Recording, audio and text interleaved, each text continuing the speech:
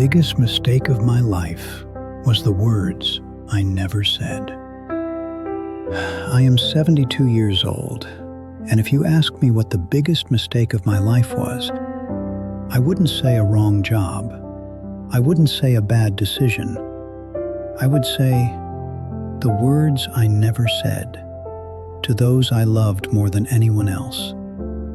And now that it's late, I understand some words.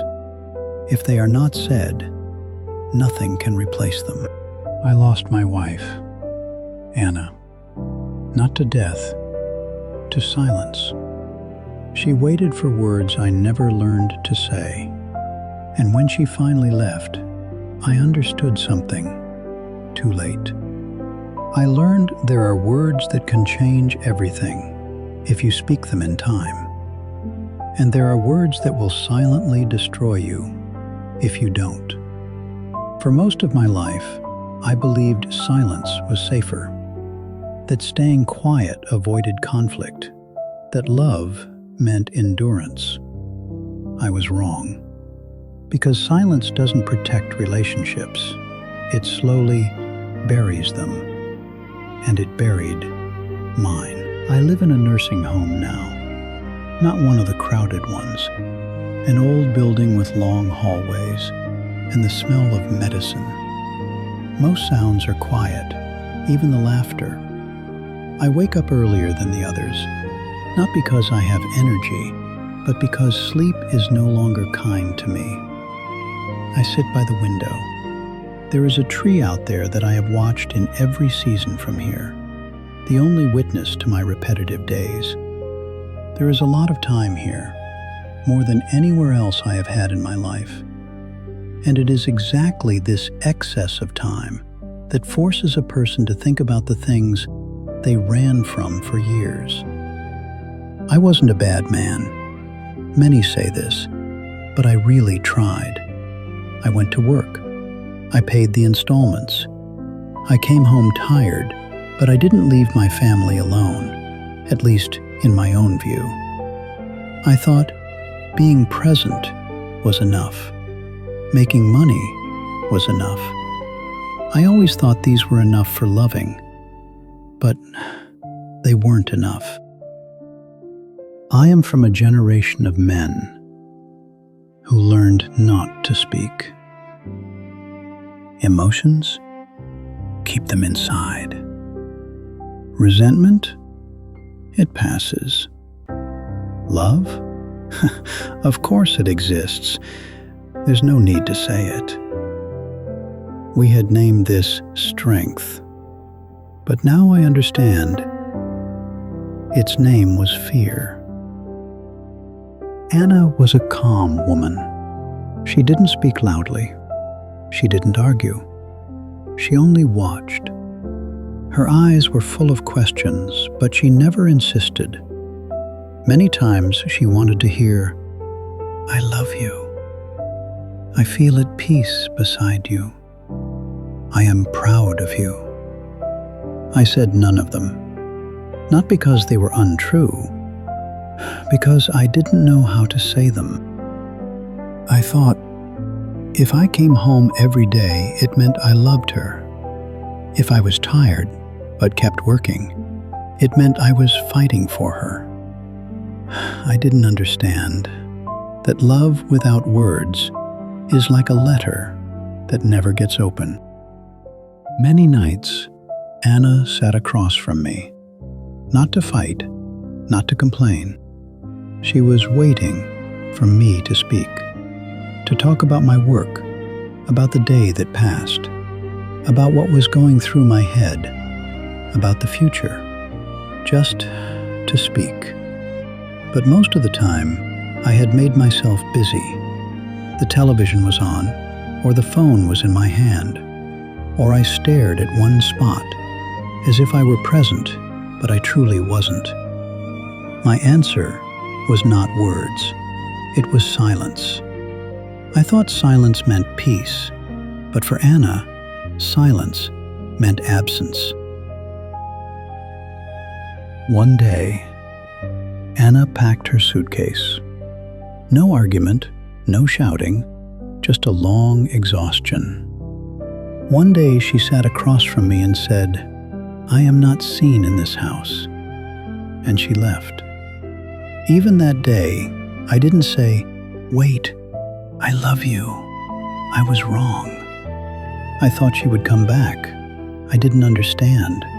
Or maybe I didn't want to understand. I thought staying meant she was satisfied.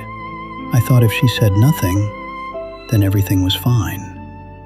Anna waited for years, not for money, not for gifts, for a few simple words. I was used to silence. My father was the same. Emotions had no name in our family. I thought not speaking meant being strong, meant being a man. Every time I wanted to say something, a voice in my head said, "It's not necessary. She knows." But people are not mind readers, and I realized this too late. My son was a quiet child, like me. At first he asked questions, then fewer, then nothing. When I became angry with him, I stayed silent. I thought silence was better than arguing. I didn't understand that silence also wounds. He never came to say, "Dad, why do you talk so little with me?" But once, when he was older, he said, "I didn't know whether you loved me or not." This sentence broke me more than anything else in my life. I was beside him, but I was distant. I worked, but I wasn't close. I never said, "I am proud of you." I never said, "Your presence matters to me." I never said, "I love you." Not to Anna, not to my son. Not because I didn't feel it, because I didn't know how to say it, because I thought saying it wasn't necessary. I had come to believe that affection must be proven, not spoken. But now I know some feelings, if they are not said, slowly disappear. Not from one's own heart, but from the heart of the other. Now I live in a nursing home. The room is white, cold, without photos. Here every day looks like yesterday, but my mind moves back and forth. More than the present, I watch the coming and going of the past. In a nursing home, strangers know each other's stories better than their families do. Here everyone left something unsaid. Everyone was silent somewhere. My son doesn't call, not out of anger, but out of distance. Sometimes I am the one who calls. He speaks briefly, polite, but far.